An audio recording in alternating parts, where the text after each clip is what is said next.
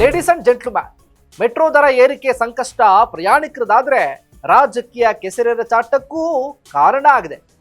ಈ ನಡುವೆ BMRCL ನಾಳೆಯಿಂದ ಟಿಕೆಟ್ ರೇಟ್ ಜಾಸ್ತಿ ಆಗುತ್ತೆ ಅಂತ ಹೇಳ್ಬಿಟ್ಟಿದ್ದಾರೆ. ಆದರೆ ಪ್ರಯಾಣಿಕರಲ್ಲಿ ನಾಳೆಯಿಂದ ಮೆಟ್ರೋ ದರ ಏರಿಕೆ ಆಗುತ್ತಾ ಇಲ್ವಾ ಅನ್ನುವಂತಹ ಗೊಂದಲ ಕೂಡ ಜೋರಾಗುತ್ತೆ. ಎಸ್ ವೀಕ್ಷಕರೇ, ನೆಲ ಜಲ ಭಾಷೆಗಾಗಿ ಪ್ರಾಮಾಣಿಕ ಪತ್ರಿಕೋದ್ಯಮ. ನೀವು ನೋಡ್ತಾ ಇದ್ದೀರಾ ಫೋಕಸ್ ಟಿವಿ. ನಾನು ಶಿವು ರಾನರಾಪುರ.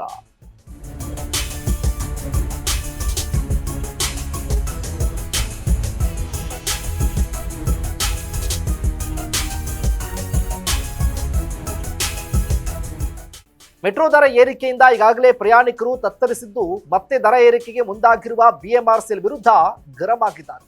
ಆದರೆ ರಾಜ್ಯ ಬಿಜೆಪಿ ಮತ್ತು ಕಾಂಗ್ರೆಸ್ ಪಕ್ಷದಲ್ಲಿ ರಾಜಕೀಯ ಕೆಸರೆರಚಾಟ ಭುಗಿಲೆದ್ದಿದೆ.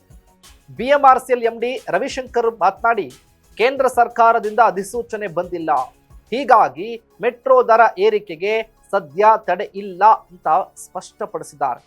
ಹಾಗೊಂದು ವೇಳೆ ತುರ್ತಾಗಿ ದರ ಏರಿಕೆ ನಿಲ್ಲಿಸುವಂತೆ ಆದೇಶ ಬಂದ್ರೆ ಮಾತ್ರ BMRCL ನಿರ್ಧಾರಕ್ಕೆ ಬ್ರೇಕ್ ಬೀಳುತ್ತೆ ಅಂತ ಹೇಳಿದ್ದಾರೆ. ಇನ್ನು ನಾಳೆಯಿಂದ ಟಿಕೆಟ್ ದರ ಏರಿಕೆಗೆ ಒಂದೊಮ್ಮೆ ಬ್ರೇಕ್ ಬಿದ್ದರೆ ಅದು ಕೇವಲ ತಾತ್ಕಾಲಿಕ ಅಷ್ಟೇ. ಮಾರ್ಚ್ ಅಥವಾ ಏಪ್ರಿಲ್ ತಿಂಗಳಲ್ಲಿ ರೇಟ್ ಹೆಚ್ಚಳ ಮಾಡೋದು ಪಕ್ಕಾ ಅಂತ BMRCL ಹೇಳ್ತಾ ಇರೋದು. ಇದಲ್ಲದೆ ನಾಳೆಯಿಂದ ಟಿಕೆಟ್ ದರ ವಾರ್ಷಿಕ 5% ಹೆಚ್ಚಳ ಮಾಡೋದೇ ಹೋದ್ರೆ ಮುಂದಿನ ವರ್ಷ 10% ಏರಿಕೆ ಮಾಡುವ ಅನಿವಾರ್ಯತೆ ಸೃಷ್ಟಿಯಾಗಬಹುದು ಅಂತ BMRCL ಸ್ಪಷ್ಟಪಡಿಸಿದೆ. ಇತ್ತ ಸಂಸದ ತೇಜಸ್ವಿ ಸೂರ್ಯ ಮಾತನಾಡಿದ್ದು, ಮೆಟ್ರೋ ದರ ಪರಿಶೀಲನೆಗೆ ಬಳಿಕ ದರ ಪರಿಷ್ಕರಣೆ ಮಾಡೋದಕ್ಕೆ ಕೇಂದ್ರ ಸಚಿವ ಮನೋಹರ್ ಲಾಲ್ ಖಟ್ಟರ್ ಮನವಿ ಮಾಡಲಾಗಿದೆ.